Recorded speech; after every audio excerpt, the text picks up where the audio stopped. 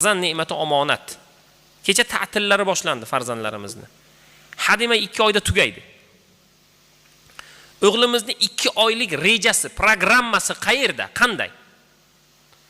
Dam oladi, yuradi, cho'milishga boradi, u yoqqa boradi, sayoq yasaydi, hamma joyda yuradi, u bu joyga etamiz. Mana tog'gami, parkgami u yoqqa etdi, 2 oy o'tdi, undan keyin yana maktabga chiqaveradi, nima reja deydi. Ish ko'p-ku.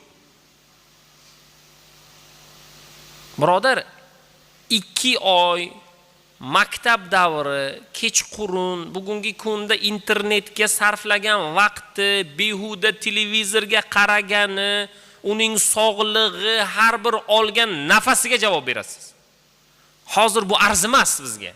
Nega? Chunki Alloh taolo bir deganda bizga farzand berdi-da. 10 yillab farzand ko'raman deb harakat qilganlardan farzandning qadrini bir borib so'rang.